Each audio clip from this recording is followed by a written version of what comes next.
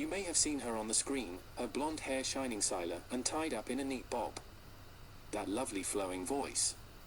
The dresses are always flattering, classy and elegant. This was Anne Harding. She was born Dorothy Walton Gatley at Fort Sam Houston, Texas, 1901, the daughter of West Point-educated George Grant Gatley, who would later be the second in command of the famed Rainbow Division in World War I France. A permanent colonel prior to his death, Colonel Gatley fought in Cuba, then the Philippines and led regiments in World War I France. In August 1917, Gatley was promoted to Brigadier General as commander of the 55th Field Artillery Brigade, a unit of the 30th Division.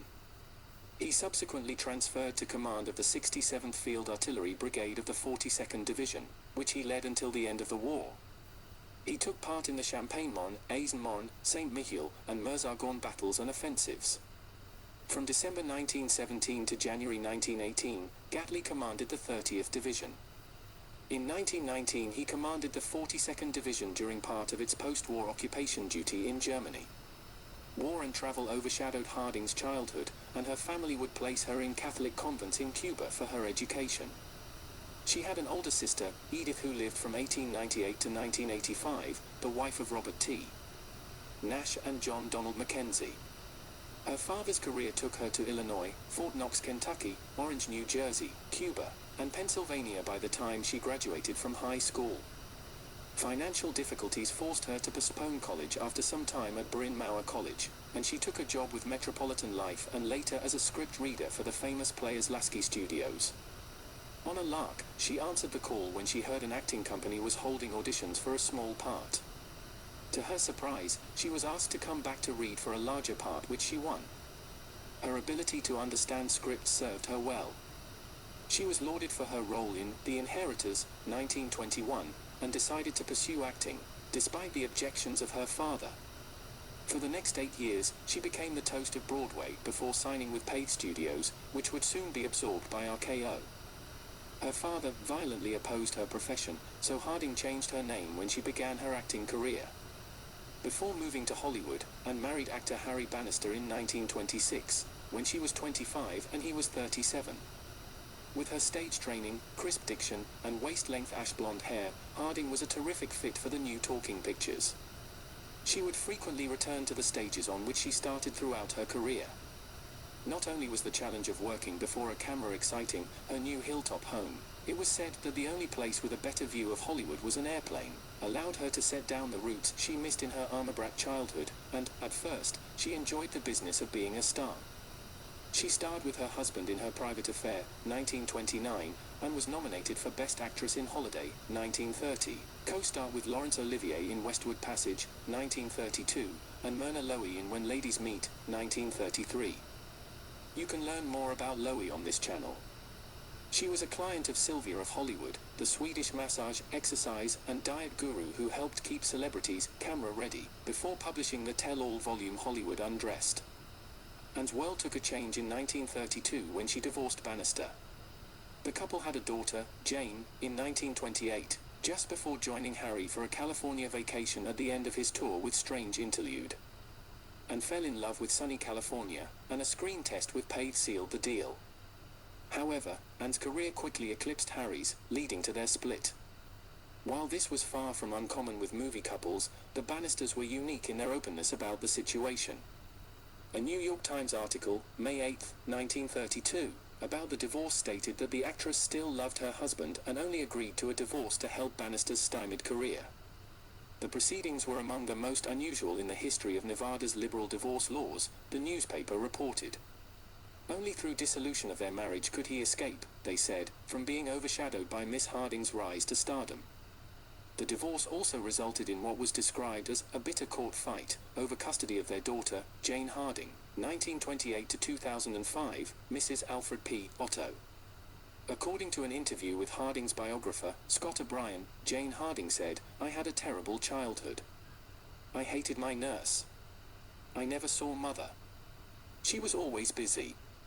Jane Harding died in Santa Fe, New Mexico, where she resided for 15 years, on November 19, 2005, with family at her side. She was a graduate of the Marlborough School in Southern California and the University of California at Berkeley, where she was a member of the Pi Beta Phi sorority. Jane's interests and activities were wide and varied. She was active in the Junior League of San Francisco, the Episcopal Sanctuary, the San Francisco Zoo, SPCA, ARCS, where she was president from 1976 to 1978 and involved in lighting the Palace of Fine Arts. She was an avid bridge player, gardener, gourmet cook, and considered herself unbeatable in spite and malice. She was predeceased by her husband Alfred P. Otto Jr. and is survived by 4 children: Al Otto of Greenbrae, Lynn Stickrod of San Francisco, Andy, Chris, Otto of Truckee, and Julia Tivona of Ashland, Oregon, 2 grandchildren, Aaron Perellat and Morgan Stickrod, and a niece, Valerie, Paul Erickson. Education was important to her, and she requested memorial contributions be made to ARCS Foundation Scholarship Fund. Anne's best work came after leaving Bannister, including The Animal Kingdom, 1932, When Ladies Meet, 1933, The Gallant Lady, 1934, and Peter Ibbotson, 1935. She took a break in 1936 after her contract with RKO ended to escape to England. Ex-husband Bannister had sworn out a warrant for her arrest and considered marrying Major Ben Sawbridge, then stationed in Oahu with her father's old regiment. General Gatley passed away in 1931 and found the return to regimental life temporarily refreshing. I was just General Gatley's daughter. Nobody cared a thing for Hollywood, spotlights, or Anne Harding, but decided to go back to work. Her ex-husband seemingly got over his obsession with her, marrying Leah Moskowitz-Welt in 1936. After marrying orchestra conductor Werner Janssen in 1937, and began doing more stage work and fewer films. In the 50s and 60s, she made a number of guest appearances on television, including Alfred Hitchcock Presents, Burke's Law, Dr. Kildare, and Ben Casey. Harding and Janssen divorced in 1963, with Harding claiming that her husband had controlled her throughout their marriage, keeping her from her friends and isolating her from the world.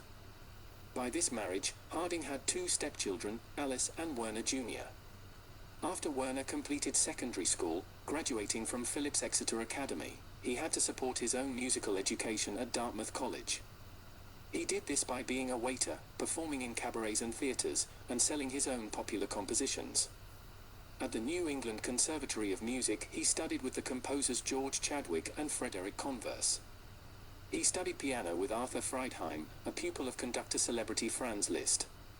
Janssen entered the U.S. military, infantry, in World War I, which probably indebted him to Harding's father. After the war, he returned to his studies and earned a bachelor's degree in music at Dartmouth College in 1921. He began to compose jazz songs for Tin Pan Alley. He made recordings as a pianist of 2 of his popular songs in 1920. He composed for the Ziegfeld Follies of 1925 and 1926 and wrote several songs which became national hits. This helped finance his conducting studies with Felix Weingartner in Basel, Switzerland, 1920-21, and with Hermann Scherchen in Strasbourg, France, 1921-25. He also received a Juilliard Fellowship and the Rome Prize from the American Academy in Rome, or his tone poem for large orchestra in a jazz idiom New Year's Eve in New York. In 1927, he was hired by NBC to conduct symphony concerts over the radio, but was dismissed early on. He was engaged in 1929 by Samuel Roxy Rothapfel to conduct at his Roxy Theatre, but was soon fired from that position as well. This indicates he may have been difficult to work with. 3 years of studying in Rome at the Accademia Nazionale di Santa Cecilia with mentor Ottorino Respi resulted in several new compositions, including the Louisiana Suite and the string quartet American Kaleidoscope performed by the Quartetto di Roma. He conducted an entire concert of the works of Jean Sibelius in Helsinki in February 1934. Sibelius said of this concert, "You may say that tonight Finland has for the first time discovered my music." This achievement of Janssen's is the deed of a hero. After a second concert, he received the Order of the White Rose on March 8, 1936, from the government of Finland for his contribution to Finnish music. He was appointed associate conductor of the New York Philharmonic for the 1934-35 season, and on November 8, 1934, became the first American-born conductor to lead the orchestra. He was conductor of the Baltimore Symphony Orchestra from 1937 through 1939. While Janssen filled roles as guest conductor, he was also contracted to write film music. His first credited film score was for The General Died at Dawn, 1936, which was nominated for an Academy Award, the first of 6 Janssen-scored films to be nominated.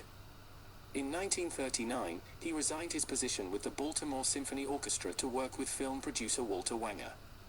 He composed several other film scores including Blockade, 1938, Winter Carnival, 1939, Eternally Yours, 1939, Slightly Honorable, 1940, The House Across the Bay, 1940, Guest in the House, 1944, The Southerner, 1945, Captain Kidd, 1945, A Night in Casablanca, 1946, Ruthless, 1948, and Uncle Vanya, 1957, starring and co-directed by Frank Hottone.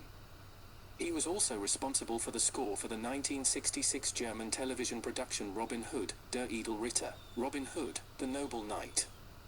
He continued to write non-film compositions too, including the Foster Suite, 1937, the String Quartet No. 2, 1938, the Octet for 5, 1965, and the Quintet for 10 Instruments, 1968. His first wife was a brewing heiress, Elsa Schmidt. His third wife, after the divorce from Harding, was Christina Heinzmann, by whom he had a daughter, Jennifer. He died in 1991, and his son Werner Jr. died in 2012, while his daughter Alice died in 2011. She worked occasionally in television between 1955 and 1965, and she appeared in 2 plays in the early 1960s, returning to the stage after an absence of over 30 years, including the lead in The Corn is Green in 1964 at the Studio Theatre in Buffalo, New York. In the early 1960s, Harding began living with Grace Kay, an adult companion, later known as Grace Kay Harding. And Harding referred to Kay as her daughter. As of 2022, Kay was living in Las Vegas. And Harding passed away on September 1, 1981, in Sherman Oaks after being retired for about 20 years. She was 79. 2 stars on the Hollywood Walk of Fame honor Harding, one at 6201 Hollywood Boulevard for her contributions to motion pictures, and another at 6840 Hollywood Boulevard for television. And Harding was reportedly responsible for naming the Hedgerow Theatre by quipping, "We will perform theatre if we have to do it in the hedgerows." The following is a glowing interview which reveals Harding's bilingual ability. Cinelandia, September 1933, published in Hollywood in Spanish. Anne Harding. By Joaquin de la Horia. I had been waiting for Anne Harding for some minutes, in her dressing room at RKO Studios, which because of its size had all the aspect of a small house. Standing with my back towards the entrance, I was admiring some engravings hanging on the wall, when behind me a joyous and affectionate voice greeted me in Spanish. "Good day. Enchanted to see you." I turned rapidly. Anne Harding was before me. She came from the set, wearing a flesh-colored makeup, almost brick-colored, which enhanced the blue of her eyes. I had 2 surprises, listening to the famous star speaking in our language, and to realize that Anne Harding is much more beautiful in person than which is generally perceived of her. One thing is undeniable about the famous actress, her talent. She possesses an ability to relate socially, which is not common among the people from the cinema scene, always circumspect, especially in the presence of journalists. She has the demeanor of a woman who's fond of sports, of a modern Amazon who, however, has not lost her femininity, and an extraordinary cerebral quickness to answer, to be ahead of the questions that one's going to make her, to be aware of what one is thinking. "There is no doubt that I was well made up this morning," she added, smiling maliciously, as an answer to the admiring expression with which I must have looked at her. But since she spoke again in Spanish, this time I could not have any doubt that she was speaking herself. I had to demonstrate her my surprise. "I learned Spanish when I was a small girl," she continued, "in Cuba, where my father, Brigadier General George G. Gatley, had to go in mission sent by the U.S. Army. I lived there for 2 years." "And in 2 years you learnt it?" "I was very intelligent, then," she added, laughing. And then she explained. "Since I was born in San Antonio, Texas, the Spanish language wasn't unknown to me. I heard it around me since I was born, in my neighborhood, among the Mexican servants, among my school classmates. The language had something for me like music in my ears. Then I left for Cuba. I was 6 years old, and my father, who did not have time to take care of me, naturally left me in a nun's convent. An unforgettable place. I left the convent when I was 8 years old, turned into a Cuban girl. I went back to the US and I've never been able, nor have I wanted either, to forget that language which I admire so much. I'm in the presence of a different and Harding. I've had the opportunity of meeting many screen stars in Hollywood who speak in Spanish, well or badly, with an accent which always sounds laughable. But in all of them I have recognized the foreigner who continues thinking in her native tongue and who speaks the other language out of a mental effort. But Anne Harding feels our language to speak it. She pronounces it quickly, with a very slight accent which must be consequence of the years that have passed without practicing it. She composes her phrases perfectly and more than a North American speaking in Spanish. She seems to me a Cuban who has lived many years in the US. My vocabulary is very limited, she says to me like if excusing herself, and that's why I'm afraid to speak in Spanish. I wouldn't want to forget it, so I practice it alone, with myself, or reading newspapers and magazines from your countries. I feel proud of having made this discovery. Nobody in Hollywood had ever mentioned that Anne Harding spoke Spanish. And naturally a suggestion comes to my head. Why don't you make a film in Spanish? Her eyes twinkle. It seems that I have nailed it. She gets passionate like a Latin American. She speaks now with more warmth and I get convinced that I made an accurate observation. I wish it with all my soul. But we the actresses aren't the ones who can make such decisions. How interesting it would be to do it. And I imagine it because it's easy to imagine it looking at and listening to her, the magnificent performances that this star could give in our own language. Her emotion, which surpasses the average of the North American actresses, gets more intense in our language and becomes warmer. Her voice, famous on the North American stage and cinema, gives more strength to the Spanish phrase. We mustn't forget that even in Hollywood, artistically and technically, it has been acknowledged that Spanish is the language which comes off better on screen by the microphone. Would the Hispanic audiences like me to speak in Spanish? I assure her in advance that they would, naturally, supposing something that for me is undoubtedly. In all our countries and Harding's films, spoken in English, have been resounding successes. They would be even more successful if she spoke in Spanish, with the truth and sincerity with which Anne speaks it. She gets enthusiastic. Something has to be done to achieve it. She tells me, why don't you suggest it? I'd be delighted. Say that the audiences from your countries know that I speak in Spanish and that they want me to film a movie in Spanish.